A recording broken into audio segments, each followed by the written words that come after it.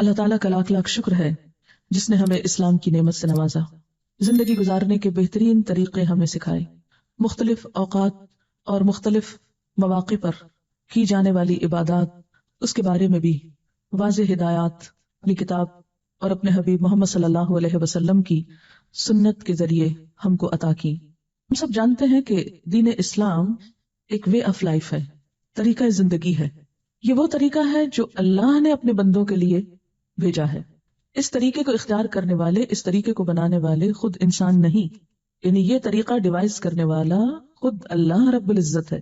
لہٰذا کوئی بھی کام جسے ہم اسلام کے نام پر کریں گے، دین کے نام پر کریں گے، اس کام کے لیے ضروری ہے کہ ہمارے پاس واضح ہدایات، انسٹرکشنز، تعلیمات اللہ کی طرف سے موجود ہوں، واضح دلائل سامنے ہوں۔ واضح دلائل میں دو بڑی چیزیں آتی ہیں، ایک قرآن حکیم ہے کہ کسی بھی کام کے کرنے کے لیے قرآن حکیم سے رہنمائی حاصل ہو، یا پھر حضور صلی اللہ علیہ وسلم کا طریقہ کہ کسی بھی کام کو آپ نے کس طرح کیا، اس کے بارے میں آپ نے کیا فرمایا۔ ماہ شعبان ہے، یہ بھی بابرکت مہینوں میں سے ایک مہینہ ہے، تو ہم دیکھیں گے کہ اس کے بارے میں قرآن حکیم اور سنت نبوی صلی اللہ علیہ وسلم میں کیا ارشادات ملتے ہیں کہ اس مہینے میں ہم کو کیا کرنا چاہیے۔ آپ دیکھیے کہ عبادت کی اصل غرض کیا ہوتی ہے؟ اللہ تعالیٰ کی خوشنودی حاصل ہو، اور اس کو خوش کرنے کے لیے وہی کام کرنا ہے جو اس کو پسند ہے، یا اس نے بتایا ہے، یا اس کے ہاں وہ قبول ہو جائے، کیونکہ اجر اور ثواب ہم کو وہاں سے چاہیے، کسی انسان سے نہیں۔ یعنی دین کے نام پر ہم جو کچھ بھی کریں گے اس کا اجر اور ثواب اللہ تعالیٰ سے امید رکھیں گے۔ لہٰذا ہمارے ہر کام کے پیچھے نیت اس کی رضا ہو اور طریقہ اس کے بتائے ہوئے قاعدوں کے مطابق ہو۔ جب ہم ماہ شعبان کے بارے میں قرآن پاک کی طرف رجوع کرتے ہیں تو ہمیں کوئی خاص آیت اس کی فضیلت کے بارے میں نہیں ملتی۔ مثلا رمضان المبارک کے بارے میں قرآن پاک میں آتا ہے شہر رمضان الذی انزل فیہ القرآن، رمضان کی ایک رات لیلۃ القدر کے بارے میں بھی آتا ہے کہ لیلۃ القدر خیر من الف شہر، لیکن شعبان کے بارے میں کوئی ایسی آیت نہیں آتی۔ زیادہ سے زیادہ اس کی فضیلت کے بارے میں جو چیزیں ہم کو معلوم ہوتی ہیں وہ احادیث سے ہیں۔ احادیث میں ہم دیکھتے ہیں کہ اس مہینے کی جو مخصوص عبادات بتائی گئی ہیں وہ روزے ہیں۔ حضرت اسامہ بن زید رضی اللہ تعالی عنہ بیان کرتے ہیں کہ میں نے عرض کیا یا رسول اللہ لم اراک تصوم من شہر من الشہور ما تصوم فی شعبان قال ذلك شہر یغفل الناس عنہ بین رجب ورمضان وهو شهر ترفع فيه الأعمال إلى رب العالمين وأحب أن يرفع عملي وأنا صائم۔ حضرت اسامہ بن زید رضی اللہ تعالی عنہ بیان کرتے ہیں کہ میں نے سوال کیا اے اللہ کے رسول صلی اللہ علیہ وسلم، میں آپ کو کسی مہینے میں سوائے رمضان کے اتنے روزے رکھتے ہوئے نہیں دیکھتا جس قدر روزے آپ شعبان میں رکھتے ہیں۔ آپ نے فرمایا کہ لوگ اس رجب اور رمضان کے درمیان والے مہینے کی فضیلت سے غافل ہیں، حالانکہ اس مہینے میں لوگوں کے اعمال اللہ تعالیٰ کے سامنے پیش کیے جاتے ہیں۔ میری چاہت یہ ہے کہ میرے اعمال اللہ تعالیٰ کے سامنے میرے روزے کی حالت میں پیش ہوں۔ یہ روایت جو ابھی میں نے آپ کے سامنے رکھی یہ ابو داؤد اور نسائی کی ہے۔ ایک اور روایت میں ہے، ترمذی کی روایت میں ہے، حضرت ام سلمہ رضی اللہ تعالی عنہا فرماتی ہیں ما رأیت النبی صلی اللہ علیہ وسلم یصوم شہرین متتابعین الا شعبان ورمضان، کہ میں نے رسول اللہ صلی اللہ علیہ وسلم کو 2 مہینے پے در پے روزے رکھتے ہوئے سوائے شعبان اور رمضان کے نہیں دیکھا۔ حضرت انس رضی اللہ تعالی عنہ بیان کرتے ہیں کہ رسول اللہ صلی اللہ علیہ وسلم سے یہ دریافت کیا گیا کہ ای الصوم افضل بعد رمضان قال شعبان لتعظیم رمضان قال فای الصدقۃ افضل قال صدقۃ فی رمضان۔ حضرت انس بیان کرتے ہیں کہ آپ صلی اللہ علیہ وسلم سے پوچھا گیا کس مہینے میں رمضان کے بعد روزہ رکھنا افضل ہے؟ آپ نے فرمایا شعبان میں، رمضان کی عظمت کے لحاظ سے، یعنی رمضان کی ایک طرح سے تیاری کے طور پر۔ پھر آپ سے دریافت کیا گیا کس مہینے میں صدقہ کرنا افضل ہے؟ آپ نے فرمایا رمضان میں۔ اس کے علاوہ اور احادیث بھی شعبان کی فضیلت کے بارے میں ملتی ہیں، لیکن وہ احادیث ضعیف ہیں اور بعض تو ان میں سے بالکل موضوع ہیں، من گھڑت ہیں، ان کی کوئی بھی حقیقت نہیں۔ مثال کے طور پر ان میں سے ایک حدیث کچھ یوں ہے کہ آپ صلی اللہ علیہ وسلم نے رات کو کھڑے ہو کر نماز پڑھنا شروع کی جس میں اتنا لمبا سجدہ کیا کہ میں نے یہ خیال کیا کہ آپ کا انتقال ہو گیا۔ جب میں نے یہ دیکھا تو کھڑی ہو کر حاضر خدمت ہوئی اور آپ کے پیر کے انگوٹھے کو ہلایا تو وہ ہل گیا، تو میں سمجھ گئی کہ آپ زندہ ہیں۔ پھر کان لگا کر جب میں نے سنا تو سجدے میں آپ یہ دعا پڑھ رہے تھے، اے اللہ میں پناہ مانگتا ہوں تیری معافی کے ساتھ تیرے عذاب سے، پناہ چاہتا ہوں تیری خوشنودی کے ذریعے سے تیرے غصے سے، اور میں پناہ چاہتا ہوں تیرے عذاب اور قہر سے، اور تیری معافی کے ذریعے سے تیرے عذاب سے پناہ چاہتا ہوں، اور تو اتنی خوبیوں والا ہے کہ میں ان کو گن نہیں سکتا اور نہ تعریف کر سکتا ہوں۔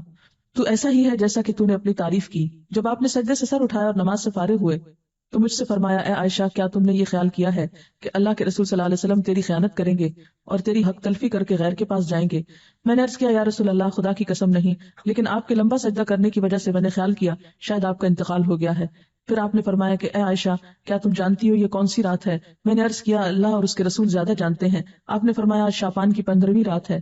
اس شب میں اللہ تعالیٰ اپنے بندوں کی طرف نظر رحمت سے دیکھتا ہے، معافی چاہنے والوں کو معاف کرتا ہے، رحم چاہنے والوں کو رحم فرماتا ہے، اور بغض رکھنے والوں کو ان کے حال پہ چھوڑ دیتا ہے۔ لیکن اس حدیث کی کوئی بھی اصل نہیں، یہ حدیث جو ہے درست نہیں اور اس پر اعتبار نہیں کیا جا سکتا۔ اسی طرح ایک اور اسی قسم کی حدیث جو عام طور پر آپ اخباروں میں پڑھیں گے اور بہت تحریروں میں ہائی لائٹ کر کے یہ باتیں لکھی ہوئی آپ کو ملیں گی، لیکن اس حدیث کی بھی کوئی حقیقت نہیں ہے، اور وہ کیا ہے کہ حضرت عائشہ نے بیان کیا کہ رسول اللہ صلی اللہ علیہ وسلم نے فرمایا کہ میرے پاس جبریل تشریف لائے تھے اور فرمایا، آج کی رات شعبان کی 15ویں رات ہے، اس رات میں اللہ تعالیٰ قبیلہ کلب کی بکریوں کے بالوں کے شمار کے برابر دوزخ سے لوگوں کو آزاد کرتا ہے۔ اس رات میں مشرک کی طرف نظر رحمت سے نہیں دیکھتا، نہ کینہ پرور کی طرف دیکھتا ہے، نہ رشتہ کاٹنے والوں کی طرف، اور نہ ٹخنے سے نیچے پائجامہ لٹکانے والوں کی طرف، نہ ماں باپ کے نافرمان کی طرف، نہ شراب پینے والے کی طرف۔ تو اس کی بھی کوئی حقیقت نہیں ہے، یہ بھی بالکل ایک من گھڑت سی حدیث ہے۔ لیکن چونکہ یہ فضیلت کے باب میں ہے اس لیے عام طور پر لوگ ان کو بے دریغ روایت کرتے رہتے ہیں۔ اسی طرح ایک اور موضوع حدیث انشاءاللہ علوم الحدیث آپ پڑھیں گے تو آپ کو اس کی پوری ہسٹری بتائی جائے گی۔ موضوع حدیث ایک اور بھی ہے کہ آپ صلی اللہ علیہ وسلم نے فرمایا، جو شخص 15ویں شعبان کی رات میں 100 رکعتیں پڑھتا ہے تو اللہ تعالیٰ اس کی طرف 100 فرشتے بھیجتا ہے، 30 اسے جنت کی خوشخبری دیتے ہیں، 30 اسے آگ کے عذاب سے امن دیتے ہیں اور اسے دنیا کی بلاؤں سے دور رکھتے ہیں، اور 10 اسے شیطان کے دھوکے سے دور رکھتے ہیں۔ یہ بھی بالکل من گھڑت حدیث ہے اور ناقابل اعتبار۔ اسی طرح ایک اور روایت بیان کی جاتی ہے کہ شعبان کی 15ویں رات میں جو شخص 12 رکعت نماز پڑھے گا، ہر رکعت میں قل هو اللہ 30 مرتبہ، وہ نہیں مرے گا تا وقت اپنا ٹھکانہ جنت میں نہ دیکھ لے۔ از اٹ پاسبل کہ کوئی شخص یعنی جنت دنیا میں دیکھ لے؟ کیونکہ حدیث میں آتا ہے کہ وہ ایسی جگہ ہے کہ کسی آنکھ نے اس کو دیکھا ہی نہیں، کوئی دماغ اس کا تصور نہیں کر سکتا، خواب میں بھی کوئی نہیں دیکھ سکتا، تو کہاں یہ کہ وہ دیکھ لے۔ یہ بالکل من گھڑت سٹوری ہے اور ناقابل اعتبار، اور اس کی سفارش اس کے گھر کے 10 جہنمیوں کے بارے میں قبول کی جائے گی۔ آپ خود سوچیں ذرا اس کی حقیقت پر کہ ایک شخص ساری زندگی 5 وقت نماز پڑھتا ہے، صدقہ خیرات کرتا ہے، جھوٹ سے بچتا ہے، حرام سے بچتا ہے، اس کے بارے میں تو کوئی ایسی خوشخبری نہیں سنائی گئی، اور کہاں یہ کہ ایک شخص ایک رات میں کھڑے ہو کر ایک رکعت میں 30 دفعہ قل هو اللہ پڑھ لے اور اس کے لیے اتنی بڑی بشارتیں کہ وہ دنیا میں ہی جنت دیکھ لے اور 10 گھر والوں کو بچا لے کہ جن کے بارے میں جہنم کا فیصلہ ہو چکا۔ یہ بات تو عقل بھی نہیں مانتی، کہاں یہ کہ اس کے اوپر دین کے اعتبار سے کوئی اعتماد کیا جا سکے۔ پھر اسی طرح ایک اور موضوع حدیث ہے، شعبان کی 15ویں تاریخ کا روزہ 120 سال کے روزے کے برابر ہے۔ یہ بھی مشہور ہے بات، اور یہ بالکل جھوٹ بات ہے، یعنی 60 سال گزشتہ زمانے کے اور 60 سال آئندہ کے، اور یہ چیز بھی قابل اعتبار نہیں۔ تو جو صحیح روایات سے ہم کو پتہ چلتا ہے شعبان کے بارے میں وہ کیا ہے کہ اس مہینے میں روزوں کی فضیلت ہے، یعنی ایک برکت والا مہینہ ہے، رمضان کی ابتدا ہے، رمضان کی تیاری ہے، اور کثرت سے نفلی روزے رکھنے چاہیے۔ ہاں 15 شعبان کے بعد نفلی روزوں سے بھی روکا گیا ہے تاکہ رمضان کے لیے کمزوری نہ ہو اور رمضان کے روزے چھوٹنے کا اندیشہ نہ ہو۔ ایک آیت جو عام طور پر اس رات کے بارے میں قرآن پاک سے کوٹ کی جاتی ہے وہ سورۃ الدخان کی یہ آیت ہے، انا انزلناہ فی لیلۃ مبارکۃ انا کنا منذرین فیہا یفرق کل امر حکیم امرا من عندنا انا کنا مرسلین رحمتا من ربک انہ هو السمیع العلیم۔ ترجمہ ہے اس کا، بے شک ہم نے اسے برکت والی رات میں اتارا ہے، بے شک ہم خبردار کرنے والے ہیں، اس میں بانٹا جاتا ہے ہر حکمت والا کام ہمارے پاس کے حکم سے، بے شک ہم بھیجنے والے ہیں تمہارے رب کی طرف سے رحمت، بے شک وہی سنتا جانتا ہے۔ یہ آیات مکہ معظمہ میں نازل ہوئی، واقعہ معراج سے قبل نازل ہوئی۔ اس وقت 5 وقت نماز بھی فرض نہیں ہوئی تھی، روزے ویسے ہی 2 ہجری میں فرض ہوئے، اور مکہ میں بقی نام کا کوئی قبرستان تک نہ تھا، لہٰذا جو یہ بات مشہور کی گئی کہ اس رات میں فیصلے ہوتے ہیں، اور حضور صلی اللہ علیہ وسلم سے وہ ایک بہت بڑی روایت منسوب ہے کہ آپ صلی اللہ علیہ وسلم بقی والوں کے پاس رات کے وقت گئے اور وہاں پر آپ نے ان کے لیے دعائے مغفرت کی، تو اس کی کوئی بھی حقیقت نہیں ہے۔ بات یہ ہے کہ یہ آیت کیا بتاتی ہے، اس کی وضاحت دیکھیے، اس میں کیا لکھا ہے، پہلے یہ بتا دوں کہ اس آیت کے بارے میں لوگوں نے یہ مشہور کر رکھا ہے کہ یہ 15 شعبان کے بارے میں ہے. یعنی سورۃ دخان کی آیتیں عام طور پر آپ دیکھیں گے کہ ٹیلی ویژن میں 15ویں شب کو مختلف پروگرامز کے شروع میں کوٹ کی جاتی ہیں، پڑھی جاتی ہیں، اور لوگوں کو اس آیت کے ریفرنس سے یہ بتایا جاتا ہے کہ یہ 15 شعبان ہے. حالانکہ اس آیت کا نزول کب ہوا؟ مکہ میں ہوا، اور مکہ میں معراج سے قبل. اور پھر اس آیت میں جو بات پتہ چلتی ہے وہ کیا کہ اس مبارک رات میں قرآن پاک نازل کیا گیا. انا انزلناہ فی لیلۃ مبارکۃ. قرآن پاک ہی کی ایک اور آیت سے کیا پتہ چلتا ہے کہ قرآن پاک کب نازل ہوا؟ آپ بتائیے. رمضان میں نازل ہوا. سورۃ البقرہ کی آیت شہر رمضان الذی انزل فیہ القرآن، کہ رمضان وہ مہینہ ہے جس میں قرآن پاک نازل کیا گیا. پھر وہ رات شعبان میں کیسے آ گئی؟ پھر دوسری بات یہ ہے کہ سورۃ القدر کے شروع میں کیا آتا ہے؟ انا انزلناہ فی لیلۃ القدر.